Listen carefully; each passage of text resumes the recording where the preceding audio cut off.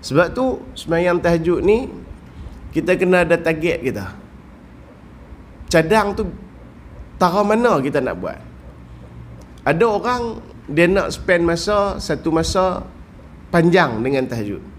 Ada orang tak panjang tak apa, boleh 2 rakaat pun jadi dah. Janji kena buat juga. Ada orang masing-masing. Saya kita hurai tengok macam mana. Hadis yang akan kita riwayatkan berkaitan dengan salat sunat tahajud. An Abi Hurairah radhiyallahu an Sayyidina Abi Hurairah radhiyallahu anhu qala Rasulullah sallallahu alaihi wa ala alihi wa sahbihi wa baraka wa sallam yanzilu Rabbuna tabaraka wa ta'ala kulla laylatin ila as-sama'i ad-dunya hina yabqa thuluthul laylil akhir yaqulu man yad'uni fa astajib lahu man yas'aluni fa'u'tiyah man yastaghfiruni fa'aghfir lah.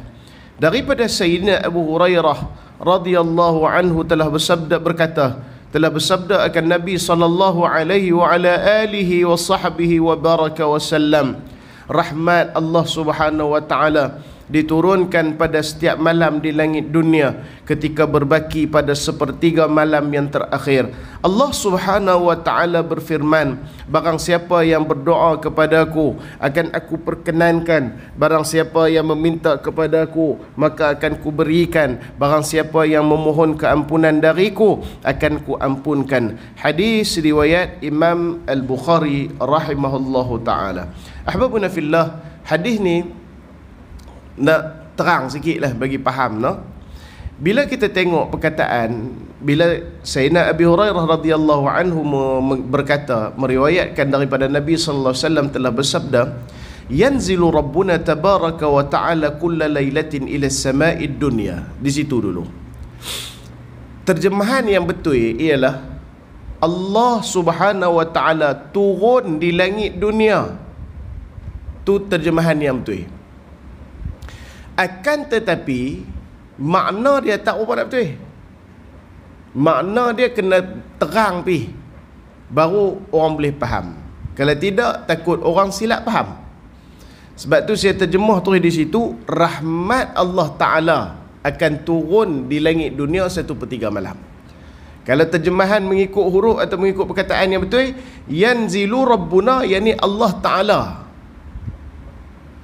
Tuhan kita Allah Ta'ala turun ke langit dunia. Salah pemahaman. Kita ahli sunnah wal jamaah, kita tak pegang Allah Ta'ala tu turun ke langit.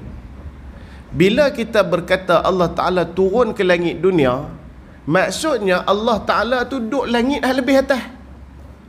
Itu tidak boleh kena pada sifat Allah Subhanahu wa Ta'ala.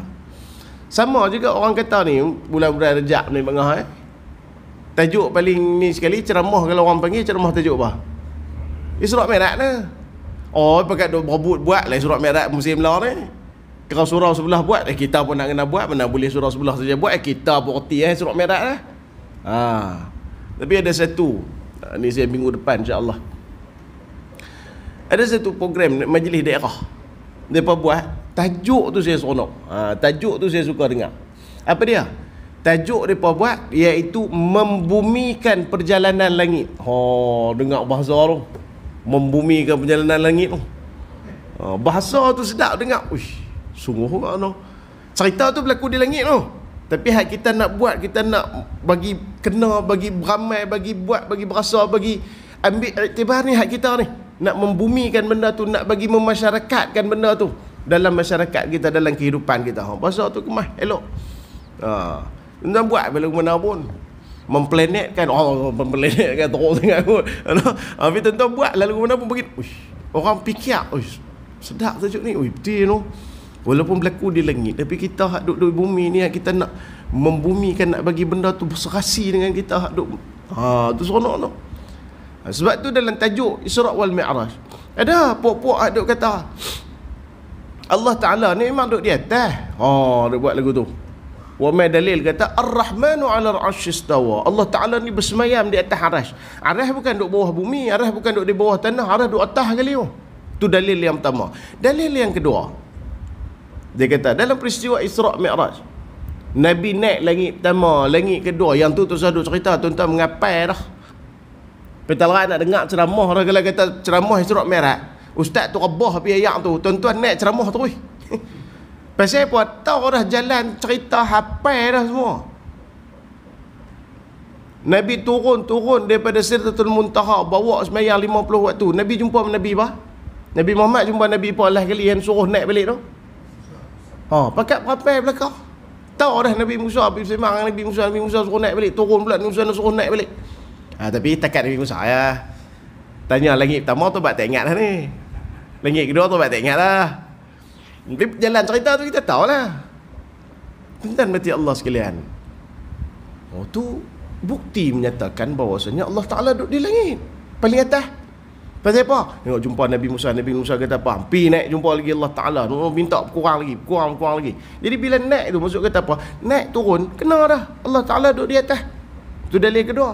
Dalil ketiga, hari ni yanzilu rabbuna ila sama'id dunya. Allah Ta'ala turun daripada langit ni turun ke langit dunia.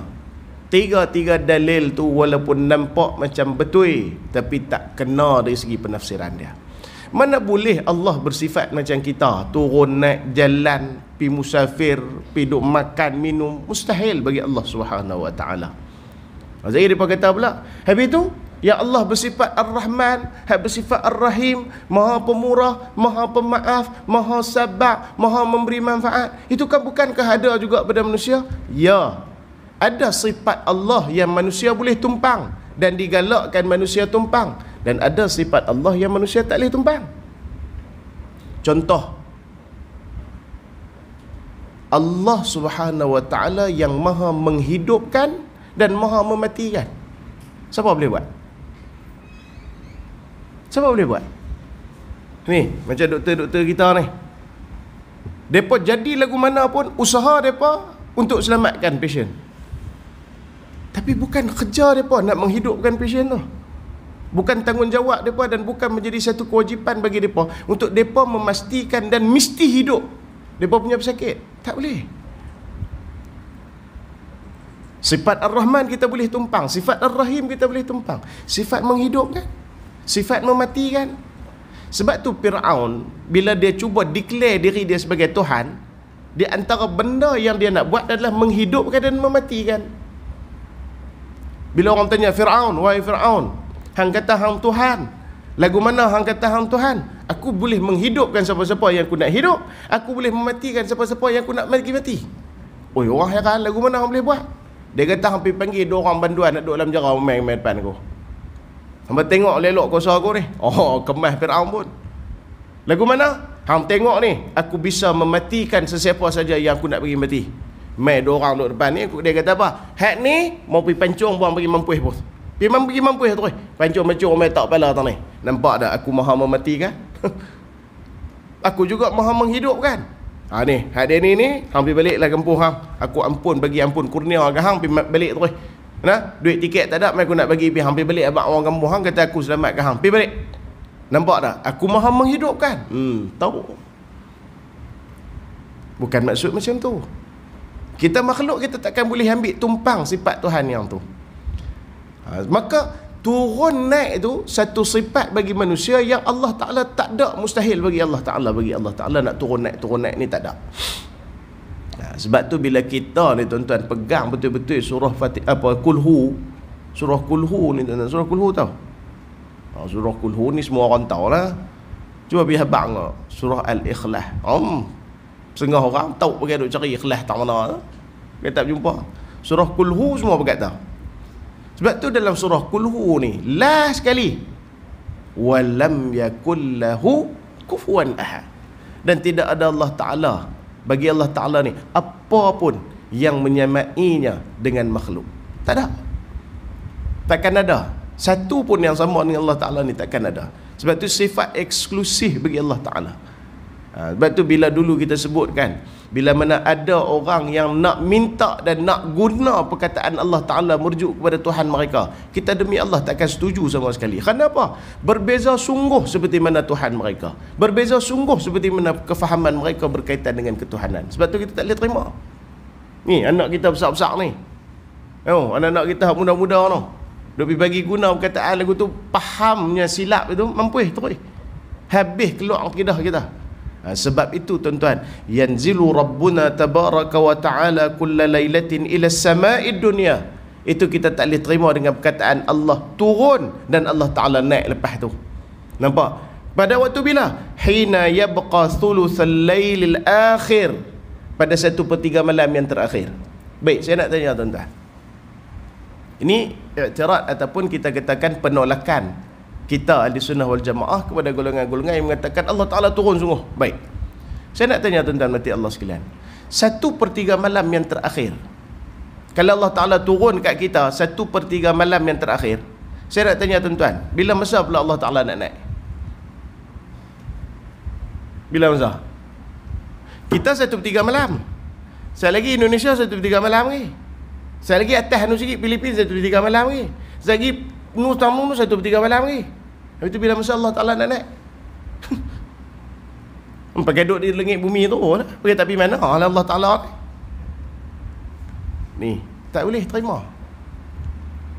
Sama macam baru ni bila ada orang kata, bila ada seorang ustaz dia kata apa?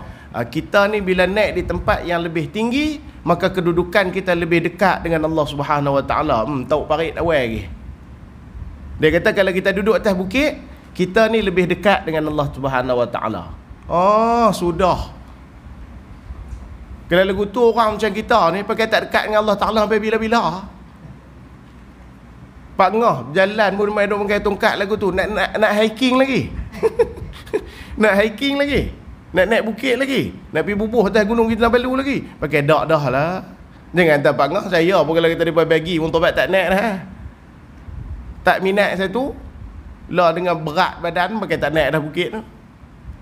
Mana boleh dia mengatakan bahawasanya makin tinggi seseorang tu duduk daripada atas bukit dan sebagainya, makin dekat dia dengan Allah Subhanahu Wa Ta'ala. Antaranya apa dia? Tu dia duduk cerita tu. Allah Ta'ala turun langit dunia, duduk tang ni. Arah duduk tang ni, turun main langit dunia. Kita ni orang bawah duduk tang ni, lagi kita naik gunung Kinabalu duduk tang ni. Maka Allah duduk langit dunia, kita duduk atas gunung Kinabalu, gunung Everest, kita kuih dekat dengan Allah Ta'ala. Tahu? Dekatnya kita dengan Allah bukannya dengan kedudukan tempat ataupun makan, tapi makanah kedudukan kita dengan Allah Ta'ala tu dekat. Sebab tu Allah Ta'ala kata Nabi SAW, manusia, hamba ni, kedudukan dia paling rapat ataupun paling dekat dia dengan Allah Ta'ala, iaitu ketika mana sujud dia. Tak ke bercanggah macam kawan tu duk kata. Kawan tu kata duduk atas bukit ni, kalau lagu tu tuan-tuan, dia akan keluar fatwa baru. Tuan-tuan semua tiap-tiap minggu paling kurang kena naik sekali kapal terbang. Pasal apa? Kata kat gunung ni biasa lagi, kapal terbang dia lagi tinggi. Jadi tuan-tuan semua kena naik kapal terbang. Tahu jenuh. Kalau orang miskin sampai ke mati dia tak dekat dengan Allah Ta'ala. Tak boleh lagu tu tuan-tuan.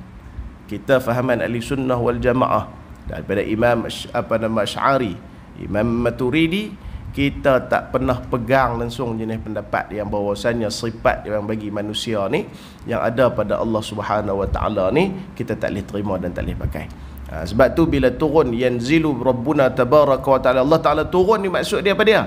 Bukan Allah turun dengan zat tu, bukan, tapi rahmat Allah Subhanahu Wa Ta'ala yang turun dibawa oleh malaikat yang diberikan kepada manusia, yang mana ketika mana 1/3 malam yang terakhir. 1/3